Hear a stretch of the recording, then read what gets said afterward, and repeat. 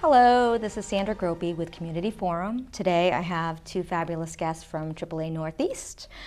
Excuse me, I have Mary Maguire, the Massachusetts spokesperson, and Mark Schieldrop, the public affairs specialist. So thank you guys for coming today. Thanks for having us. We're happy to be here as always. Well, thank you, and this is really exciting subject for me because there's a lot of information you guys are going to be sharing, and personally, for myself, I think this is going to help a lot of people understand everything that AAA provides. So let's get started. Sounds great. So the first thing, it's Thursday. We have Memorial Day coming up. It's a long weekend. I know, I'm so excited. We were just talking about this before we started. Long weekend. So let's kind of chat about that, and I heard that there's a record number of folks that are traveling nowadays, so I'll kind of pass that off to you guys. Yeah, so actually AAA is projecting that across the country more than 43 million Americans will travel for Memorial Day weekend, and of those about 87% or about 37 million will be driving, getting behind the wheel. So this is actually the highest number of people we project to be traveling since 2005 when we hit the record. So in the 20 years or so that we've been keeping records, travel records at AAA, it's the second highest volume on record, which is terrific. Now in Massachusetts, we're actually breaking a record because for the first time on Memorial Day weekend, we have more than 1 million Mass residents who will be traveling. And of those, about 908,000 will be driving, getting behind the wheel. So we're gonna have a lot of company on the roadways, a lot of people headed over the Bourne and Sagamore Bridge, a lot of people headed on the Pike up to 495 to New Hampshire and south to Connecticut. So we're gonna have some significant traffic over the next couple of days. One of the great things though is that we have all of these wonderful real-time travel and weather apps now to use. So the AAA mobile app, Waze, GoTime, lots of tools you can use to figure out what the weather and traffic situation is before you head out on the road, which we recommend people do. We're actually projecting that the highest travel volume will be on the return on Memorial Day itself between 3:45 and 5:45 in Boston. So beware if you're coming back late in the day on Monday, and especially if it's a great beach day or a beautiful day for a cookout. People will tend to come back later, so you might want to delay your trip or try to travel back earlier. We're also projecting 3 times the normal traffic on Thursday and Friday afternoon, evening, as the regular workday commuters blend with those folks who are headed out to get an early start on the 3-day weekend. So again, you want to be careful Thursday afternoon, evening, Friday afternoon, evening, and then coming back on Monday in the late afternoon between 3:45 and 5:45. So that's our best advice to travelers. Can I ask you a quick question about Thursday? I remember Friday being the big travel day. When did you guys start seeing a spike on Thursday travel? We actually have in recent years seen Thursday as a really popular travel day. For example, the Tuesday before Thanksgiving as opposed to the Wednesday has become very busy. So it's a similar pattern. And in talking with our contacts on Cape Cod, Thursday night has become a big Cape escape getaway night for driving. And that's true, I think, every weekend, not just on Memorial Day weekend. But, it's the time of year when people are taking vacation, so they might be taking an extra day using Friday to pad the vacation a little bit. And, so that means they'll be leaving on Thursday. So we all need to take more vacation, right?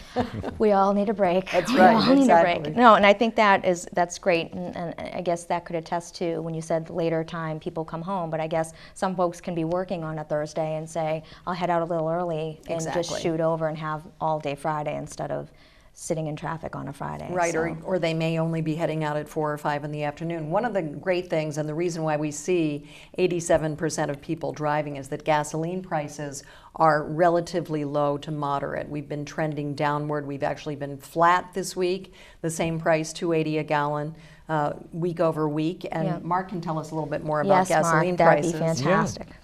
So gasoline prices, usually they peak around this time of year because Memorial Day weekend, traditionally we see gas prices start to rise in the early spring, and then right around this time of year they kind of reach their peak, and then as the summer progresses they tend to settle down. So right now we're seeing gas prices a little bit actually less than last year, and gas prices may not have peaked as much as we might have thought, but the gas industry is pretty volatile, so we might actually see a few cent difference over the next few weeks. But right now, gasoline prices are pretty reasonable, and the range is about $2.80 a gallon right now for regular unleaded is the average retail price. You know, there were some fears some time ago, earlier this year, that maybe we'd see about $3 a gallon. So it really pays to shop around because the range is about 280 or 261 is the lowest gas price that we see in our market. So AAA, as you know, we do a gas price survey every week, and we look at the gas prices and we kind of track it week to week. So right now they're roughly about where they were last week, and so if you're heading out on Memorial Day weekend, you know, you're not going to be, you know, you're going to be able to enjoy those lower gas prices, and that has a lot to do with some of the traffic we see. When gas prices are low and the economy is strong, people are really motivated to hit the road, and the gas prices really don't hold people back from making, you know, a road trip somewhere. So last year we were at 287 at this time, and this year we're at 280. So we're 7 cents lower than last year, which is terrific. Great. And it propels more people also to make unplanned trips, to make day trips, and to spontaneously get up, especially if it's a nice day, jump in the car, take the family to the beach or the park. Well, and that's interesting. So you said that like there's a weekly analysis that's done. And I had kind of mentioned before we started taping that, you know, you guys provide so many services that I don't think many people are aware of, and now that I am, so it's helpful with planning travel outside of the state as well. So one thing on gas prices, what is it compared to other states? And do you guys kind of provide that type of analysis too if folks are traveling? Like I know that you help with, they're looking to travel to the West Coast, they're looking to go down south, and you kind of can help map that out for them. Is that something also that people are able to do through your? Well, AAA, nationally, we do track gas prices. So right now, Massachusetts is trending about 5 cents lower than the national average, which is a good thing for Massachusetts drivers. But it's definitely, you know, something, AAA, we have an app where people can use that to find the lowest gas prices and wherever they may be traveling. And it's definitely worth looking into what the gas prices might be in the next state over if you're going to be going on a road trip, and you may decide, you know what, maybe we'll stop here in this state we're in currently, fill up before we cross the border because gas prices are a few cents higher a gallon in the next state. And like Mary had mentioned earlier, as far as using all the online tools, there's whatever your favorite tool is, you can find the best gas price in the area. But it definitely pays to shop around. And another tip that people often think that, you know, they maybe want to get the mid-grade, which is better for your car, but in reality, most cars on the road run just fine on regular octane gas, and you can save quite a bit of money using regular unleaded. You know, in Massachusetts right now, mid-grade is averaging $2.96 a gallon. So, and it can get as high as $3.29 a gallon at some stations. So, you know, not only does it pay to shop around, but buy the regular unleaded of your car. Doesn't require the other type. Rhode Island and Connecticut tend to have much higher gasoline prices, in particular Connecticut, because Connecticut has a higher gasoline tax, as does Rhode Island compared with Massachusetts. So you definitely want to tank up in Massachusetts. We're usually on a par with New Hampshire if you're headed in that direction.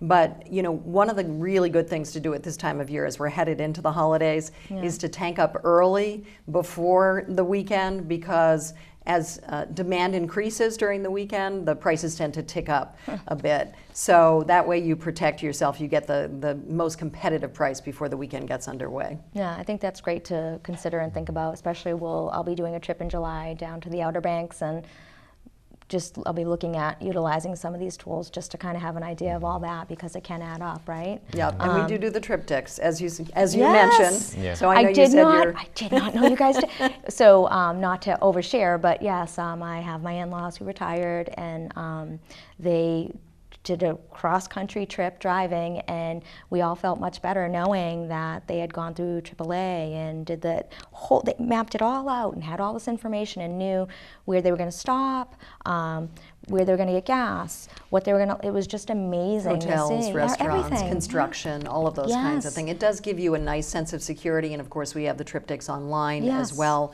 But we still have lots of folks who come into our They 30 went in. branches in Yes. Massachusetts, Yes. and we will talk with them about the route, about where they want to go, where they want to stop, what kind of hotels they want to stay in, and we will map all of that out for you and highlight the route for It's you an amazing and give you the tour service. books. Yeah, it is a terrific service. I think that for folks that aren't aware of that, it's a great service that AAA offers. My husband and I have been a AAA member for a long time. Oh, and that's just great. We're hadn't- happy to hear that. So that's very interesting, and we felt much safer knowing that you guys had helped, or AAA had helped them map out their trip in a safe all way. of our 30 branches have travel, insurance, financial services, and then the whole other array of services, including registry services in Massachusetts. Yes. So you can come in and plan a trip at any one of our branches at any time. Always happy to chat with And you. check online, for all those different services. There's so many amazing things that you guys are offering, which kind of brings me to another subject I want to talk about, which is the hands-free cell phone bill that recently was brought up. It was voted on. 155 yeses, 2 noes for it to move forward to the Senate for another vote. That's right. And I was hoping that you could give us some more information on that and Sure. tell us what role you guys will probably play in that in the future. Yeah, of course. So as you said, Sandra, the hands-free cell phone bill, which would require people to drive hands-free, so you won't be able to hold a phone if Yeah. this passes in Massachusetts. And it did pass the House overwhelmingly Yeah. last week, and now it goes to a vote in the Senate on June 6th. So after that, there may very well be a conference committee to iron out 2 different versions of the bill, if there are 2 different versions. So we're looking at this taking some time, probably going through the process through June. But if indeed it does pass, we will all be driving hands-free in Massachusetts according to the new law. So what are the benefits of this? Well, the texting ban in Massachusetts, which we helped pass at AAA, passed in 2010. And of course, that was a really critically important law. But the problem is that under that new law, you can still legally dial a telephone number in Massachusetts. And so how does a police officer determine whether you're dialing a 10-digit number or texting? And dialing a number is the equivalent of texting anyway. I think we'd all agree with that. It's extremely distracting to punch in a phone number. So this would really give police officers a visual cue. If you're holding the phone in your hand, they know that you're in violation of the law. I also think that we all ride down or drive down the road every day and look around and see many people doing this, okay? They're looking at their phones, maybe they're punching something into their phones, but they're definitely reading, and especially if there's a traffic backup, they're reading. They whip out their phones and they start passing the time.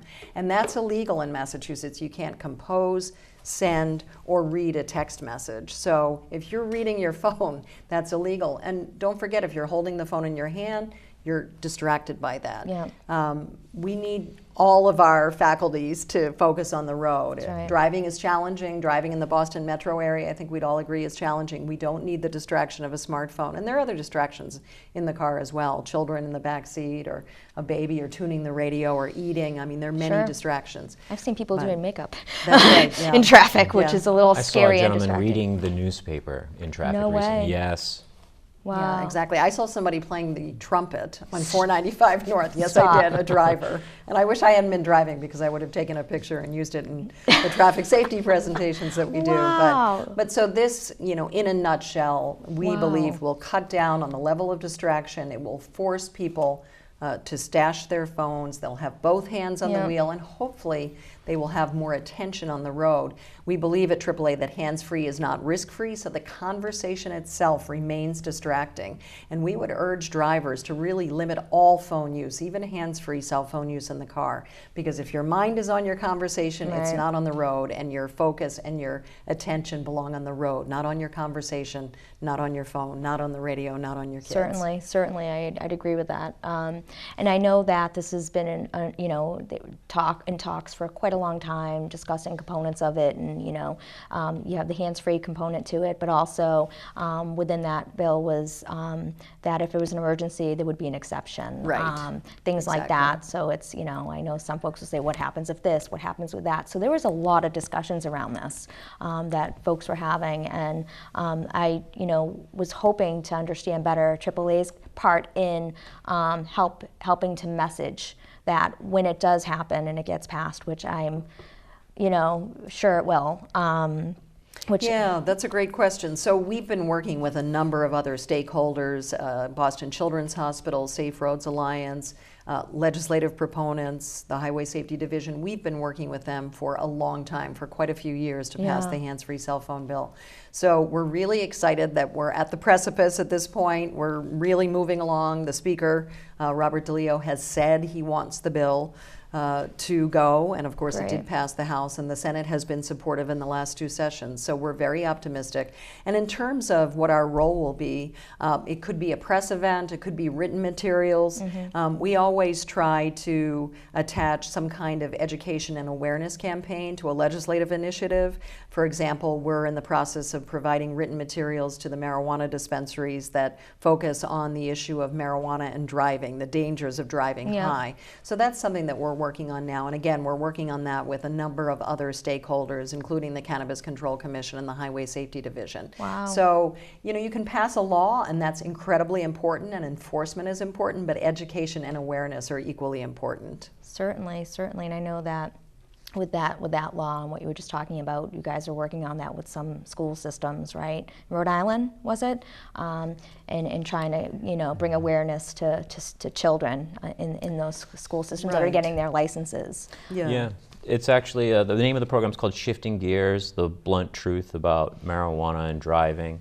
And what we're finding, AAA, our research institute, has seen that there's some myths surrounding the safety of driving while under the influence of marijuana, and there's some misconceptions that when you're under the influence of marijuana, you're going to drive more carefully, you maybe drive slower. People think that they're okay to drive if they're high, which research shows that that's not the case. Now that marijuana has been legalized for recreational use in Colorado and Washington State, we are able to look at actual crash data, and we are seeing alarming numbers coming out of those states showing that since recreational marijuana use was allowed by statute, people are driving behind the wheel high, and there are crashes and fatalities as a result of it. So with legalization in Massachusetts, with talk of legalization throughout the New England area, we thought it was really incumbent on us to go to schools, to talk to young drivers or people who are about to get their driver's licenses and show them that data and impress upon them the importance of realizing that driving while high is not safe and that there are certain major risks involved with that. Your crash risk doubles after you've smoked marijuana or consume marijuana edibles. And so we want to get that message out because, at AAA, we're all about public safety and safety on the roads for all road users. And young drivers, they're very impressionable, and if they're getting the bad information, that's a big concern. So it's really been a successful rollout. We're getting a great response. It's been launched in Rhode Island, and we're going to be launching it throughout our region. So we're very excited about it. I think it's so interesting as you guys continue to talk and you bring up how you guys are ingrained in so many different things that are happening within the Commonwealth, talking about the texting, bill and how you guys were highly involved in that one, bringing knowledge to the hands-free piece and building a program around that to get that out when that passes, and then talking about this as well and working with school systems and different districts and all of that. It's interesting. Are there other things that you guys partner with other folks on as well that have maybe passed already or that are coming in the future? Well, we do a lot of traffic safety outreach in public affairs, so we go out and we talk to schools. Mark was in a school yesterday. I was at a senior citizen residential center a couple of weeks ago talking about pedestrian safety. One of the pieces of legislation that we were very much involved in was the Slow Down, Move Over bill, which passed in 2008 time frame in both Rhode Island and Massachusetts. And so this is a law that we all comply with that basically compels drivers when they see flashing lights, so emergency responders, red, yellow, or blue lights at the side of the road, compels us to either slow down, or move over. The first choice is to move over. So if you can move over to an adjacent lane, if it's safe to do so, that's what the law tells you to do. If you can't, you need to curb your speed. So the idea is that for those of us who work at the roadside, for our tow truck drivers at AAA, that's our office. So imagine that your office is at the roadside and people are whizzing by you at 65 or 70 miles an hour and you don't have much of a buffer zone there. So the Slow Down, Move Over law was really designed to protect anyone who's working at the roadside, and I think it's been successful, and we had a big public awareness campaign around that, and we continue to develop public service announcements around Slow Down, Move Over to protect emergency responders, police officers.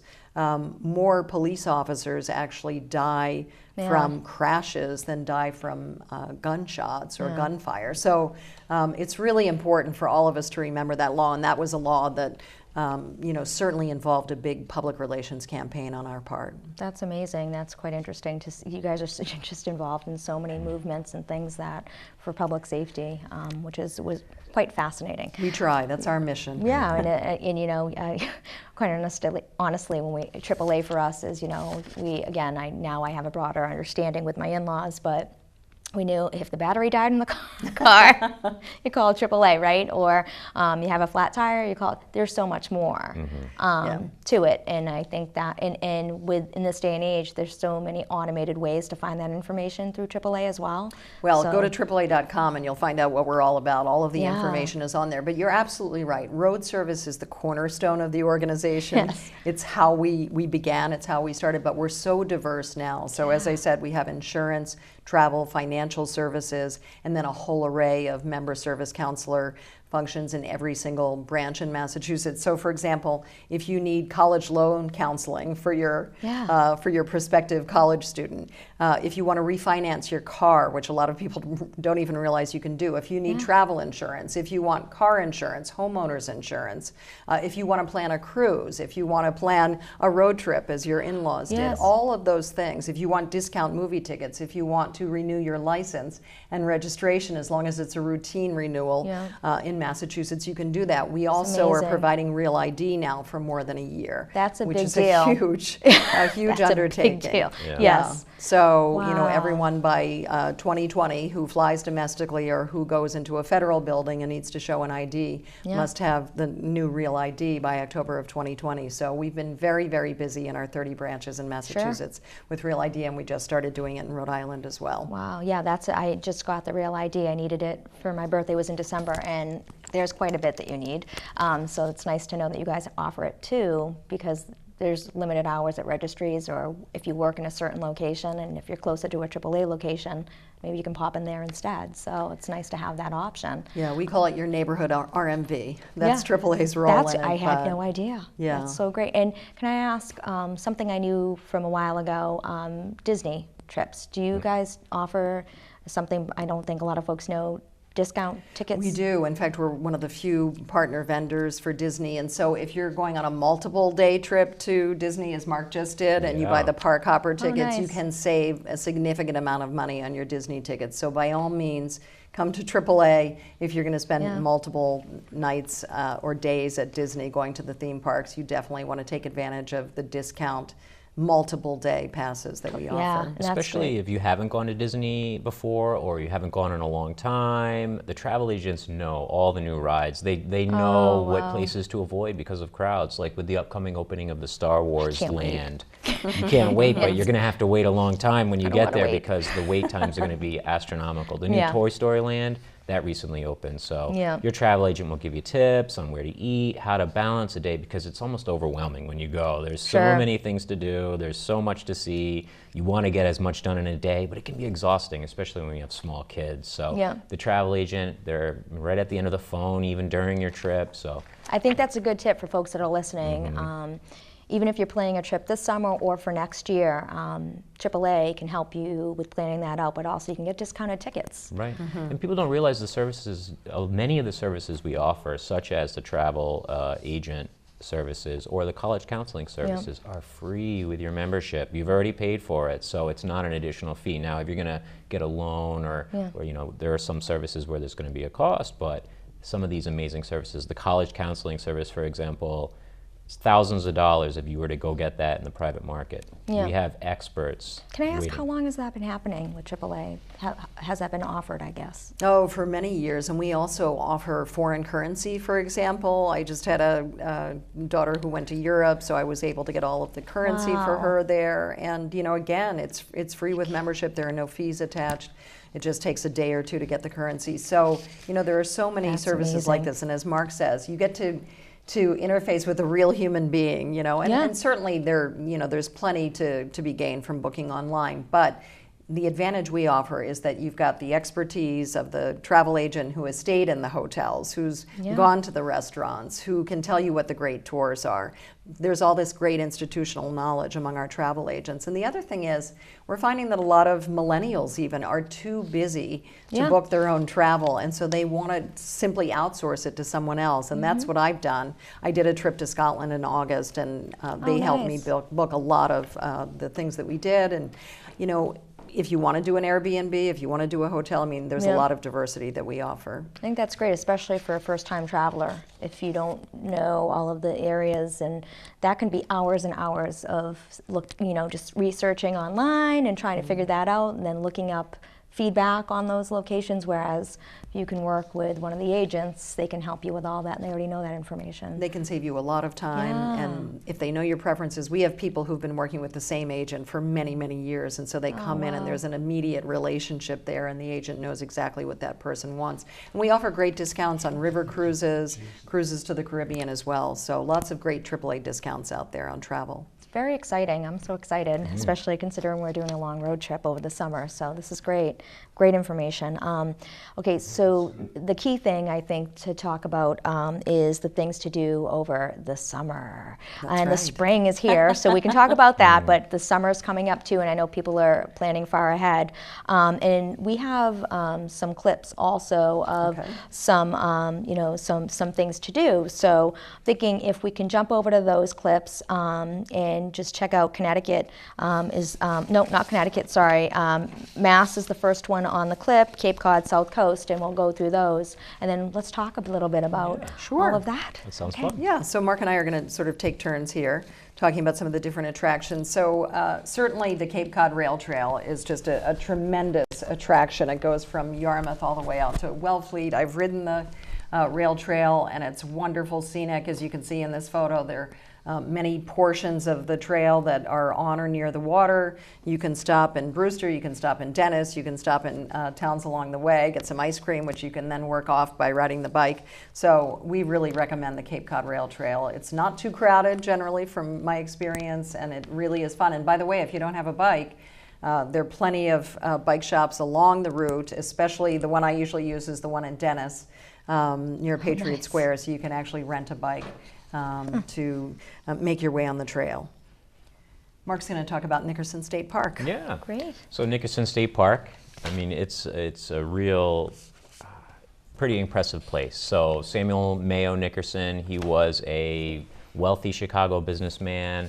He originally purchased the land, and like many of these great parks that we have in large recreation areas, usually started with some wealthy person who then, over the years, the family turned it over to the public. So 1,900 acres, trails, ponds, fishing. It's a great place if you're pretty self-directed and you don't want to do a guided tour. You really want to be outdoors with your family. You want to be active. And another thing I think is worth mentioning is accessibility. There's a place for people who have a wheelchair to enjoy the beach, and you really can access almost everything the park has to offer, regardless of how able you are. So I think, you know, if you're interested in camping, a day having a picnic with your family, that kind of activity, it's a great place, and it's in Brewster. So if you're on the rail trail, maybe divert your way into the park. Great. So another fun thing to do on the South Coast, because of course we all know that there are a lot of great attractions on Cape Cod, but on the South Coast you can do a fantastic visit to Plymouth Plantation. So Plymouth Plantation, of course, as you see here, simulates what life was like for the early pilgrims when they arrived here in this very harsh environment. And everyone who works there is in character. So in other words, they will talk to you about their journey on board the Mayflower. They'll talk to you about what it was like the first winter, about growing crops, etc. So I actually used to take my kids there every Wednesday before Thanksgiving when they were little growing up. That was our tradition. And we actually went back to Plymouth Plantation, and my kids are now in their 20s last year, and everybody had a fantastic time because at this point my kids have had U.S. history in school, they've studied history, and so they had a much greater appreciation really for all that Plymouth Plantation offers. I will say dress warm. It is on a very much on an exposed hill overlooking the water, so you want to make sure that you are dressed warm. But you know, you can see everything from the crafts that were done, whether it's weaving or you know, making cornmeal, whatever it is. There are lots of demonstrations there, and it's extremely educational. And of course, there's a whole Native American component as well, so you can see how everyone lived during that time. Another great attraction on the South Coast is the New Bedford Whaling Museum in downtown New Bedford. There's been a lot of work that's been done recently in downtown New Bedford to really improve the waterfront area. It's really very beautiful, cobblestone streets, a lot of great restaurants and shops to explore, and the same with downtown Plymouth, by the way. Lots of great restaurants, a great walking path along the water there. Charlie's Cupcakes, one of my favorites. But the Whaling Museum really details the history of whaling in this part of the world, certainly in New Bedford as well as in Nantucket, so major whaling capitals. So lots of history there. The museum actually now is utilized as well for functions. You can have a wedding there, you can have a party there. So it's really a beautiful space that has also undergone a recent refurbishment. And so, you know, again, New Bedford also, you know, the most productive fishing capital in the United States. So really interesting to go down to the pier and see what the fishermen are bringing in, and to bring home some fresh seafood can be great as well. Great tip. That's a great tip. Okay, so I think we're moving on to Boston and that area, so moving sort of across the state. So, of course, Boston has so many great attractions, but we wanted to highlight the Freedom Trail and State House tours. So you can walk the Freedom Trail, see where Paul Revere walked, you know, find out about all of the incredible historical figures who made this country what it is. So you're walking in the steps of the revolution, basically. And the Freedom Trail tours take place rain or shine, no matter what the weather. You can also stop along the Freedom Trail. The Boston State House, Massachusetts State House is a stop along the Freedom Trail. You can go into the State House and do a free tour. It's the longest continuously operating constitution in the world. There's lots of tremendous history attached to the State House. And of course, I'm biased because I worked there as a lobbyist. So, but you know, for example, the Gold Dome was painted black during World War II so that it couldn't be seen from above. So there's lots of great history, and you learn that on the Freedom Trail tour. Moving again to the more central part of Massachusetts, Old Sturbridge Village. Again, if you're interested in learning about history and about the way in which things were done in olden days, if you will, or in past times, Old Sturbridge Village is really a treat, especially at this time of year, because there's a lot of planting that's going on there. You know, they grow their own food, which they use and share with people as you go through the village. I actually did a tour of Old Sturbridge at Christmas. They do a special program then, which was really terrific. And, you know, again, you're learning about how people lived in the 1700s, the 1800s, what life was like then, what farming life was like, and it's really just a terrific kind of living lab for your children too. I used to take my kids there when I was young, so we definitely recommend that, and certainly Sturbridge, the area around there, again, lots of restaurants, lots of shops, lots of great history in the area, so really a fun place to spend a day. Mark's going to tell us about the House of the Seven Gables. Yeah, so the House of Seven Gables, it's in Salem, and Salem, of course, as we know, is mostly famous for the Salem witch trials, and you know, if you're going to look for an exciting place to go on Halloween, Salem's a great destination, but you know, there's a lot of history in Salem, and the House of Seven Gables really offers a lot because it's a beautiful home and it's incredibly detailed. So if you're an architecture buff or if you really like these colonial style homes, it's really spectacular for that. And so it was built for a successful businessman, and again, just like Nickerson State Park. And it passed through many different hands over the generations, but ultimately it was preserved for the public to enjoy. So if you want some history on you know, the town of Salem, and it's connected to other historic homes in the area, such as Nathaniel Hawthorne's birthplace, the Counting House, the Seaside Garden, there's the Hooper Hathaway House. So if you're interested in kind of going beyond the Halloween and the witches and really get a taste the history, which is also fun. Yeah, and really get a feel for you know, the people that really kind of defined colonial New England, and some of the names that you've heard in literature and popular fiction over the generations. Wow. So again, staying, well, we're up on the North Shore, but so we're moving to Central Mass. So one of the fun places to visit, in addition to the great theaters and museums in Worcester, is Tower Hill Botanic Garden, which is in Boylston, Mass, just outside Worcester. And this is 171 acres, 17 different gardens, all sorts of wonderful things, sculpture, greenhouses. I've been there, and it's really a great attraction, especially if you are a gardener, as I am. It's really fun to see, and this is a great time of year to go because, again, we have so much that's growing and in bloom and about to be in bloom at this time of year. So we really recommend a visit to Tower Hill Botanic Garden, and I think a lot of people don't know about it, so we want to make people aware.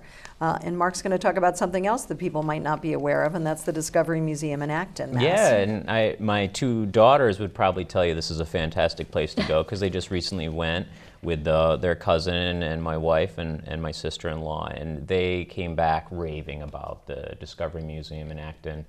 It's spotless, it's absolutely beautifully maintained, and it's all about play and how play is such an essential component of growing up, and you learn through play. So every exhibit is hands-on. There is incredible design and attention to detail. It really engages the children, and what's cool is my wife even told me there was a father with his two kids, and he seemed to just kind of be, you know, whatever, looking at his phone, but the exhibits are so engaging and active that he himself ended up really having a fun time playing with the water fountains with his kids. So you may go there just to pacify the children for the day, but you're going to get soaked, you're going to get wet, you're going to get covered in sand because everything is really so well done. So, you know, if you have young children and you want to burn off some energy, you've been cooped up all you know, year, you've done a lot of spring cleaning, the kids are bored, take them there. The town of Acton is also just a lovely village, a lovely community. So, I mean, you know, That just sounds heading into the fantastic. town is a nice experience. And right next door you've got Concord with Lexington and Concord and the Yes. battlefield, and of course all of Ralph Waldo Emerson's home, Louisa May Alcott's home. So much history there. So that's so a great point area to bring up. Yes, and if you don't mind, Mary, would you bring us out to Western Mass and Sure. Yeah, absolutely. So I'll start with Six Flags, and then I'll kick it over to Mark for the Dr. Seuss Museum and the Berkshire Museum. So Six Flags New England is in Agawam, Mass.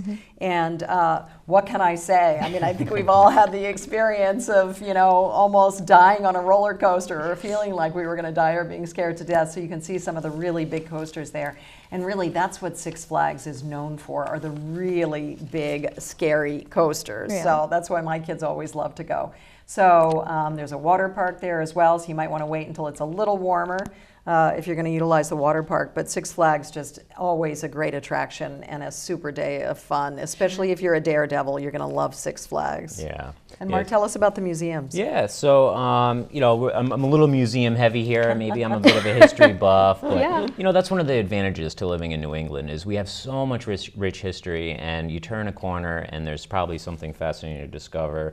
Although we all know Dr. Seuss, right? So Theodore Geisel, he's probably one of the most famous children's authors of all time. He sold millions and millions of books. This museum is really an interesting place to stop by because you're going to learn so much about the author and his work that you maybe didn't even know. So we all know the stories, but sometimes finding out about the life of the author himself is definitely super interesting. So what's really cool is on the second floor there's a recreation of his studio. So you have his living room and artifacts that he actually used to reproduce his books. And what's also neat is that the second floor is curated by his two stepdaughters and great nephew. So it's actually a family operation as well. So if you really want to connect with the author of some of these stories that really have shaped so many children's lives, this is a great place to go. And if you have kids who are really into Dr. Seuss and all those stories, this is a great way to expand on that and kind of show them that these stories that we tell, there's even more of a story behind that story. So definitely worth checking out. It's constantly being updated and changed around, so if you've been there a few years ago, stop by again, see what's new, and a lot of hands-on exhibits as well, so be ready to be active. And check the calendar. They often have special events and special readings and other children's authors stopping by. So great. Fun. Yeah, it is. Yeah, really fun. It's fascinating. It's family operated too. That's pretty cool. Yeah, I know. That's the neat thing about these types of museums where they get passed along through generations. You feel like you're really kind of almost touching a literary giant. Well, you have a bit of a passion for museums. Do you mind going over the Berkshire Museum as well? Yes. So the Berkshire Museum, this is a really interesting museum because it's located in the Berkshires, which is a part of the state that sometimes us here on the eastern side of the state don't head out often enough, and it's breathtakingly beautiful out there. And this museum is really, I'll be frank, it's gone through a little bit of a rough patch where, some of their money situation was a little tight. They had to auction off some of their work in order to kind of meet some of their financial goals. But what's exciting is that they're turning a page and they have a new leader. They have a new mission, and they're really trying to reignite the passion from the community to come and see some of these great works of art. And, it's really a comprehensive museum where you're going to find works from Picasso and Monet and some great works, and it's more of a classic museum in the sense that maybe if you have older children who are interested in that type of thing, definitely take them along, and I think that as stewards of the communities that we live in, maybe it's worth stopping by as a token of support. This is a museum that's really trying to raise its profile once again and become one of the preeminent institutions in the area for that type of thing. And really it's a treasure, and if we want to support the arts, we want to support museums, and when they are invigorated to really get people excited about what they're offering, maybe we should try to return the favor and see what they've got going on, because they're really trying to move into the future. Yeah. I think that's true of the Berkshires in general. There are just so many great attractions. There's so many wonderful historic old homes there. The Norman Rockwell Museum in Stockbridge is just a must-see. I've been there. First of all, the town of Stockbridge and West Stockbridge, I mean, it's a gorgeous area, as you can see here. The main street full of shops and little restaurants, really fun to explore. And here's the Norman Rockwell Museum, of course, the great American painter. I think we're all familiar with his work. And it's just an incredible collection, the world's largest, as you see there. And there's Stockbridge, actually, that's the main street. That's his painting of the main street. So just a wonderful place to go and visit, and you really learn a lot about Norman Rockwell and his family. So it's really a fabulous place to visit. And again, visit Stockbridge. At the same time, they have an educational program for kids, as you see here. So it's just really a terrific place to visit. Lots housed in the archives, and if you're a Norman Rockwell fan, then by all means it is a must-see for you. And there again we see some of his most famous works. Another great stop in Lenox, which is pretty much right next door, is of course Tanglewood, the renowned music festival. And there you see what is really a Tanglewood tradition, which is people camped out on the grass with these elaborate spreads. That's one of the things that Tanglewood is known for. People bring candelabra, they set up these amazing meals, you know, they've got all sorts of wine, etc. So it really is more than just a concert venue. Tanglewood is an experience. So if you've never been, you really owe it to yourself to go, because again, right here in our backyard in Western Mass, just a short drive away, you have something that is really very special, and of course not just classical music, but jazz, and of course a popular music series there as well during the summer. So by all means visit the website and check out all the great performers. Speaking of great performers, Jacob's Pillow Dance and Performance Center in nearby Beckett, often overlooked, but offering, as you can see there, some tremendous dance performances as well as other types of performances. But the arts are alive and well in the Berkshires. That's really the bottom line, and especially in the summer when Tanglewood is in season, when Jacob's Pillow, as you see here, is in season. The other thing is, look at those people, they're sitting outdoors. So you're not in an amphitheater, you're not inside, you're outside enjoying the beautiful weather, a beautiful evening. It's just a chance to get outdoors and really appreciate the arts and give back to the arts in Massachusetts. Another great place, the Williamstown Theater Festival. Williamstown, of course, the home of Williams College, a renowned institution, and the home of the Williamstown Theater Festival. And so many famous actors and actresses, as you can see here on the screen, have passed through the Williamstown Theater Festival and work at the festival in the summer. So really a tremendous place to visit, to take in a show if you've never been there. And you know, why not do it all? Why not schedule a weekend where you're taking in a theatrical production at the Williamstown Theater Festival, going to Jacob's Pillow if you're a dance fan, and seeing some great dance performances, and then enjoying a concert at Tanglewood. What can be better than that? And you get to be outside. Hopefully the weather's good, and you can really appreciate all the area, all the Berkshires have to offer. And finally, Mark, keeper of the museums, is going to talk about the Eric Carle Museum, because I know a lot of kids are Eric Carle fans. I mean, can you tell I have little kids, right?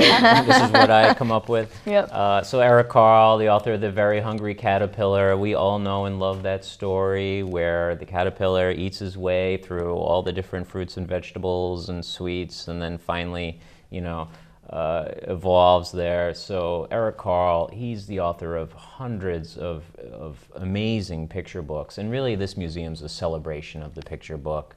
So it's not just his work that's featured there. You're going to see stuff from other great picture book authors, many you know, well-established as well as some upcoming ones. So it's definitely another place to kind of take that reading that hopefully you're doing with your child on a regular basis and take it to that next level. And I think that, you know, with my kids, giving them the opportunity to see the stories that we read them all the time come to life in a new way, it really kind of gets them excited about reading and gets them excited about storytelling, and helps them see the story in new ways, and sparks their imagination. So, and again, it has a lot of hands-on activities. And these children's museums, you know, they know kids, they don't want to just sit there and look at a picture. They want to get their hands dirty. They want to touch and feel and engage. And so, you know, you can expect a really exciting time with your kids. And you know, if you love reading stories to your kids, it's going to be a fun time. Well, you guys have taken up all of my time on future trips now. I'm not quite sure, and we haven't even made it to Rhode Island and Connecticut yet. I know. This is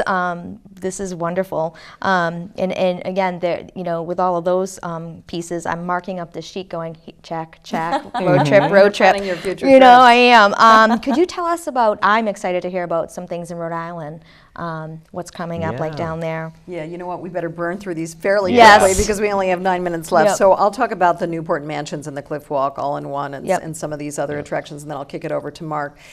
So if you've not been to Newport, Rhode Island, so I believe that's the breakers there, on the screen. So these are mansions, or they were called the summer cottages of the Gilded Age of industry. So the Vanderbilts built many of the mansions in Newport, and they really are something to see. I mean, incredible homes with hundreds of rooms, all sorts of decorative marble imported from Italy, gold inlay, 14-karat gold inlay in these homes. So the mansions are really incredible, and if you go to the Newport Preservation Society, you can get a multiple mansion tour pass very reasonably so that you can see 3 or 4 mansions in a day.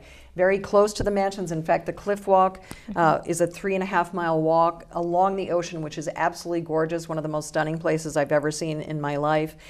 Goes behind the breakers, in fact, which we just saw, the mansion that we just looked at on the screen. So a walk on the Cliff Walk combined with a tour of several mansions is a great way to spend the day in Newport, especially if it's a beautiful day. The International Tennis Hall of Fame is right downtown on Bellevue Ave, which is one of the major streets where the mansions are located, and it's walking distance from the mansions. I've seen a tennis match there. If you're a tennis fan, it's a McKim Meaden white building, very historic, and just a great place to while away an afternoon.